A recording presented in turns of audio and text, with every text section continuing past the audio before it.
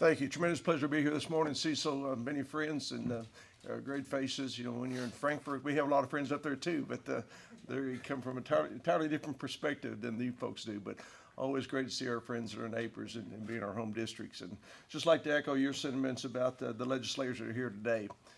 You know, we have the House and the Senate, but there's two separate distinct chambers. They truly are. But I can't say enough about the relationship that we have with on the Senate side with our members of the House.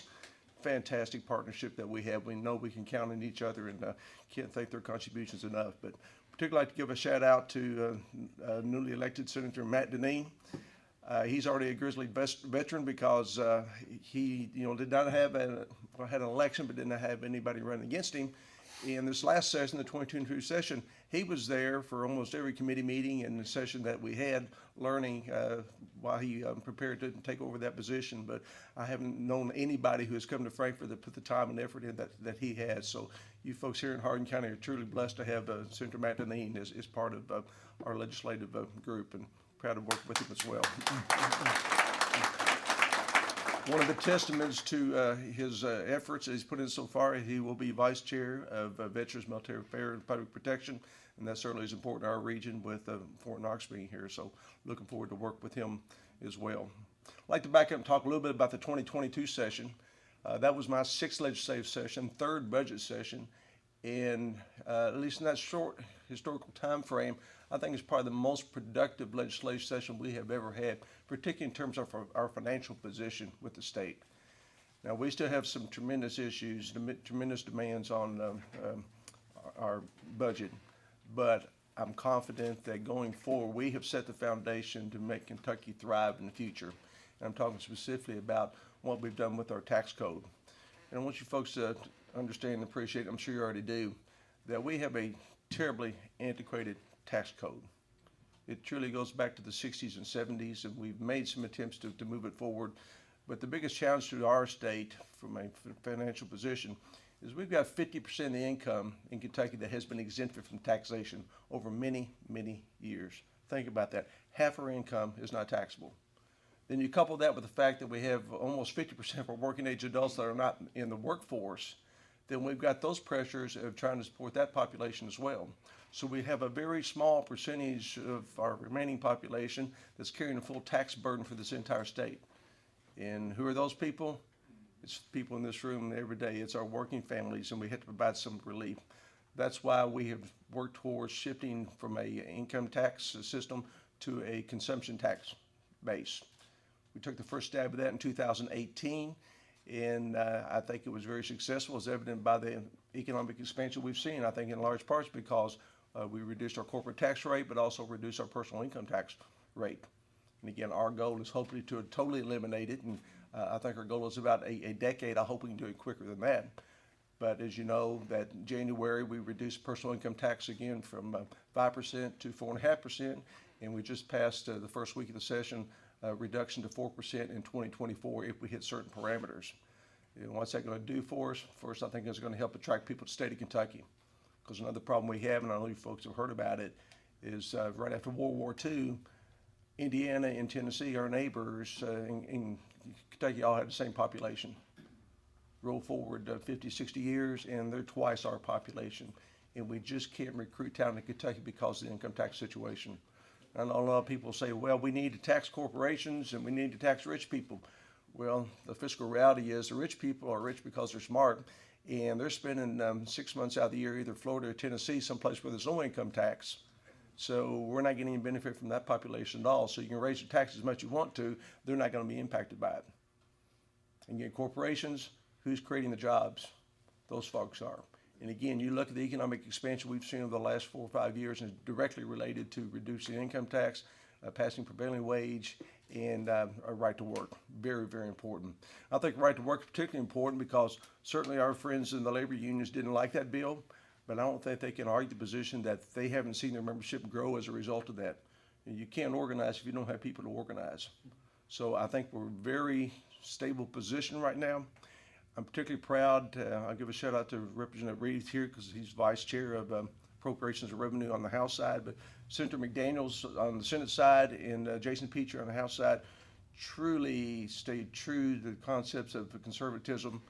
We focus on things that will invest in the infrastructure in Kentucky, which we certainly need. Almost everybody in this room has benefited from. We did not invest in programs where there was not a means to fund those in the future. And there was great pressure to do that.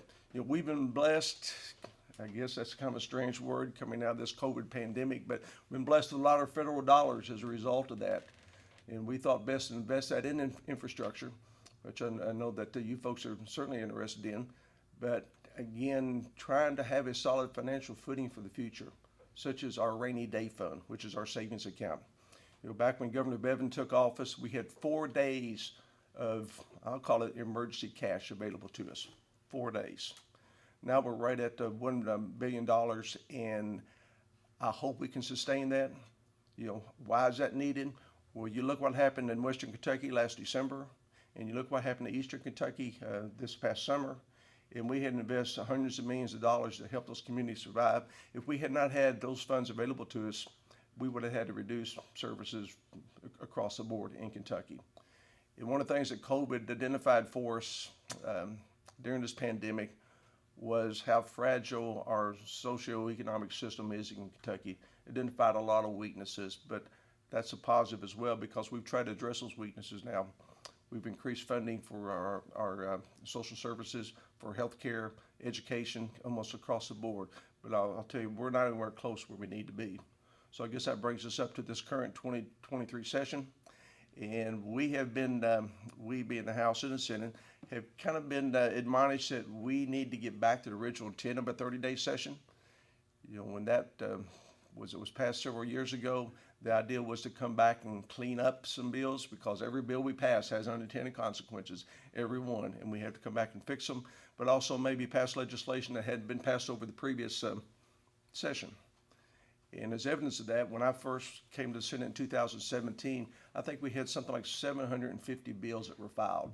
And I thought even then, that's way too many pieces of the legislature for a 30-day session. Well, this last session, we had over 1,200 bills that were filed. Now, I remember my first session, I was talking to Senator Judy Rocky Adams, who's in the Senate leadership about this, and we were passing a bill that I thought was really kind of silly, kind of a waste of time, and she said, listen to me very politely, then she said, Steve, every bill that's filed is important to someone, and it is. 1,200 bills is too many, but they are important to our community. But we need to establish some priority within our legislation, and I think we're attempting to do that now. For the 2023 session, I'm hoping that our House leadership and Senate leadership remains true to the intent to not see a lot of legislation. We need to kind of catch our breath a little bit, see what we've done from the 2022 session, and quite literally, we're not that far away from the 2024 session, which is the budget session again. And I know we'll have tremendous demands from various groups that benefited this last session, but others that didn't. And we're getting tremendous pressure right now to open up the budget. I hope and pray we don't do that. I think that's a very, very dangerous precedent. We have a 2-year budget. There's a reason that we do that. But if we open it up even once, then you can expect that every legislative session in the future we'll have to open up again. And that's when you really lose your fiscal stability, and it's not a responsible thing to do. Now, I think what we'll look at during this session, one, because there's a lot of attention to it right now, is trying to address the issue with juvenile detention centers. We have a tragic situation with our young people in that situation. Not sure what the solution is going to be, but we have appointed a task force to start to work on it. So I think you'll see some definitive legislation come out of that. I think we'll probably see an attempt to pass medical marijuana again. It's been almost a decade-long effort. Did pass the House last time, came over to the Senate, was not heard. So the thinking is to start it on the Senate side this time and see if we can have some good dialogue about this and see if we need to move forward on this. But you really recall, I think it was the 2022 session, we gave money to the University of Kentucky to actually do research on medical cannabis, and very, very wise move. They testified this summer, and they really gave some encouraging news as far as the progress they've made, but folks are still looking for us to do something in that regard. Sports betting seems to be hanging out there, and I'm sure we'll continue to have debate on that. I wish I had a crystal ball to tell you which direction it's going to go, but I truly don't know. It kind of depends on who screams the loudest and who screams the longest, but it may be this session, it could be another session ahead of us. But aside from that, I think, again, we'll just try to focus on what we did this last session, see what impact we have with the budget. We know there's still additional needs for infrastructure. With Senator Hignor was here tonight, we took to talk a little bit about transportation. We know roads are important to everyone, and our road system really is struggling right now, particularly as we're dealing with this economic expansion. You know, I used to sit on appropriation of revenue. Senate has this funny kind of rule that when you become a committee chair, and I'm chair of the Health Services Committee now, that you can't serve on appropriations of revenue any longer. And I hate that because I love that committee. But last session, we were talking about economic development, obviously. And I think one of the things that we have missed is that we love all this economic development, but if there's no infrastructure there to support it, places increased pressures on our counties to address those issues. And we need to do a better job, and I hope we do this in 2024, of providing the funds and resources to communities to address those issues. And I know that they're very, very pressing. Certainly you're going to be here in Hardin County with Blue Oval, which almost every county within the service area is going to be impacted by, as with Nucor. You know, that's kind of the test system right there with Nucor, and it's interesting to see how folks in Meade County have addressed it, and they've done an admirable job. But again, we know that there needs to be more resources there, that we can't expand those things fast enough. Other than those issues, I'm hoping it's a very quiet session, but we never know till we get there. I wish I could predict how legislative sessions were going to go. I was quite concerned in 2022 because we were moving things very, very slowly. It was almost towards the end of February before we received any bills from the House, and House wasn't hearing any of our bills, and we had to push at the very end to get things accomplished. But it worked out very well. It's just, I think, the most productive session that I've had in my 7 years in Frankfort, and I'm encouraged that we can continue in that vein in the future. But aside from the juvenile justice system and the other things I have mentioned, I don't see any really big legislative initiatives that we're going to try to tackle. But again, I'll reserve the right to say I missed that one.